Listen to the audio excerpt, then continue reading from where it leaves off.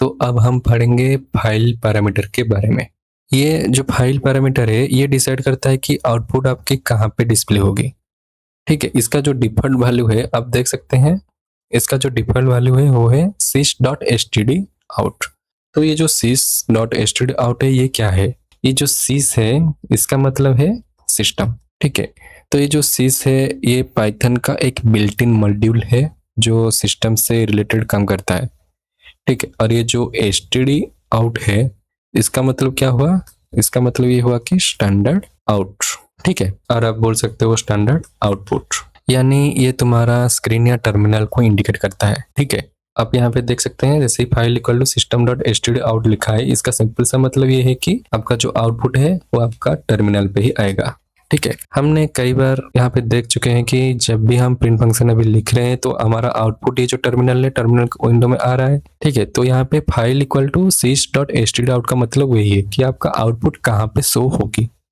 ठीक है, तो यहाँ पे आपको एक डाउट आ सकता है कि हम क्या अपना जो आउटपुट है वो हमेशा ही डिस्प्ले करना पड़ेगा आपका जो टर्मिनल है? आंसर है नो। आप क्या कर सकते हो, आप एक फाइल को क्रिएट करके वहां पे भी आपका आउटपुट को डिस्प्ले कर सकते हो। तो हो कैसे होगा वो अभी हम देखेंगे, तो इसको अभी हम कट कर देते हैं। तो गाइस आप देख सकते हो कि मैं अभी एक कोड लिखा हूँ।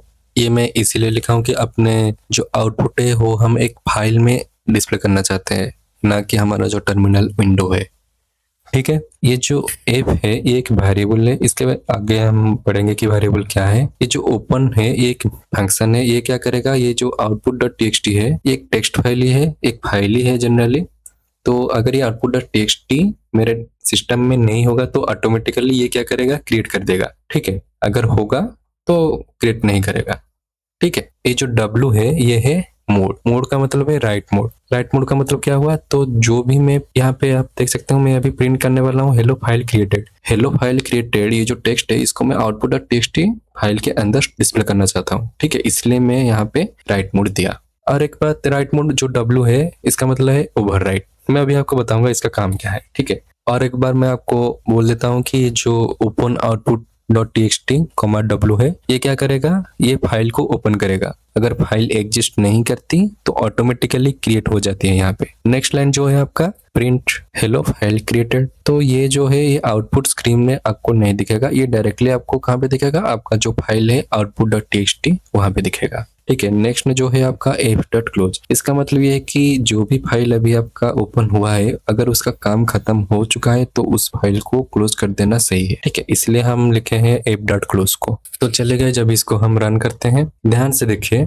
ये मेरा demo.py है और यहाँ पे मेरा कुछ भी output.txt नहीं आया फाइल। ठीक है, मैं अभी क्या करूंगा, इसको रन करूंगा। आप यहाँ पे मार्क करिएगा, एंटर दबाते ही यहाँ पे देख लीजिए मेरा output.txt एक फाइल आ गया। जैसे ही मैं इसको क्लिक करता हूँ तब देख सकते हैं हेलो फाइल क्रिएटेड आ गया ना। ये जो टर्मिनल है इसमें आउटपुट आया क्या, नहीं ना, पर हमारा जो output.txt फाइल है उसमें आ गया। और एक इम्पोर्टेंट बात यहाँ पे, ये जो फाइल output.txt है ये कहाँ पे बनी है अभी, यहाँ पे आप देख सकते हो कि जहाँ पे मैं अपना पाइथन का फाइल जिस फोल्डर में है उस फोल्डर के अंदर ही ये output.txt फाइल क्रिएट हुआ है। ठीक है, ये ध्यान देना।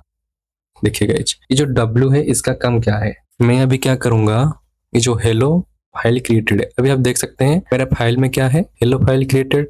ठीक है, अब मैं क्या करूंगा, इसको मैं कट करके लिखता हूँ दिस इज न्यू कंटेंट। ठीक है, सेव कर लेता हूँ और दोबारा जैसे ही मैं रन करता हूँ मेरा output.txt में आपको देख सकते हैं कि मेरा जो पहला वाला जो टेक्स्ट था वो ओवरराइट हो गया। ओवरराइट का मतलब क्या हुआ, मेरा पहला जो टेक्स्ट था वो कट गया और ये जो नया टेक्स्ट है वो आ गया, इसको बोलते हैं हम ओवरराइट। तो W मोड का काम यही है कि जो भी कंटेंट आप न्यू डालना चाहते हो तो पुराना कंटेंट को ओवरराइट कर देता है। ठीक है, पुराना कंटेंट रिमूव हो जाता है और न्यू कंटेंट आ जाता है फाइल में।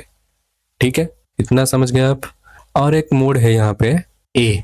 ठीक है, A का मतलब है अपेंड। जैसे ही मैं इसको सेव कर लेता हूँ, आप अभी देखिए मेरा क्या है output.txt में this is new content, right. अब मैं क्या करूंगा, इसको दोबारा रन करूंगा तो आप देख सकते हैं कि मेरा जो सेम कंटेंट था, मेरा जो सेम लाइन था वो दोबारा ही आ गया। तो अपेंड का मतलब क्या हुआ, जो भी एग्जिस्टिंग आपका कुछ होगा डाटा तो उसको भी ये रखेगा आपके फाइल में, वो रिमूव नहीं करेगा। पर W में क्या होता, W में पुराना टेक्स्ट को ओवरराइट कर देता था, पुराना टेक्स्ट वैनिश हो जाता था और नया टेक्स्ट आ जाता था फाइल में। पर अपेंड मोड में क्या होता था, वो अपेंड करेगा, एक टेक्स्ट के बाद दूसरा टेक्स्ट उसके पीछे आएगा। ठीक है, तो अब अगर इसमें हर बार रन करो तो पुराना कंटेंट यहाँ पे रहता है, नया कंटेंट एंड में आपका ऐड हो जाएगा। ठीक है, अगर मैं यहाँ पे कुछ नया लिखता हूँ, लेट्स से कुछ भी, लेट्स से इसको लिखता हूँ, एंटर करते ही आउटपुट टेक्स्ट में आप देख सकते हो आ गया ना। ठीक है, समझ में आई मेरी बात। अगर आप चाहते हो कि ये सेम लाइन में आए, ठीक है, तो इसके लिए हम क्या करेंगे, इसके लिए हम जो एंड पैरामीटर है ना, ऑलरेडी पढ़ चुके हैं ना, जो एंड पैरामीटर है इसके अंदर मैं कुछ स्पेस दे देता हूँ और दोबारा इसको मैं लिखता हूँ। लेट्स से ये ना लिख के मैं कुछ ऐसा लिख देता हूँ ए करके, और जैसे ही मैं इसको दोबारा रन करूंगा,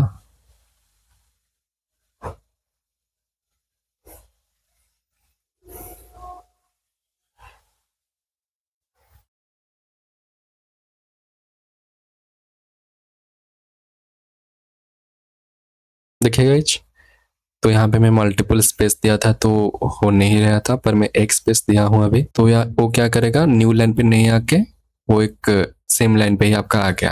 ठीक है, अगर आप और भी कुछ करना चाहते हो, लेट से ए को मैं कट कर देता हूँ, लेट से बी भी देता हूँ। ठीक है, एंटर करते ही ठीक है आपका आ गया बी करके सेम लाइन पे। Got it. तो नॉर्मली जो फाइल पैरामीटर है इसका इतना ही यूज है। ठीक है, जब तुम्हें आउटपुट स्क्रीन पे नहीं फाइल में सेव करनी हो तो ये जो फाइल पैरामीटर है ये नेसेसरी है। ठीक है, तो ये था मेरा फाइल पैरामीटर के बारे में।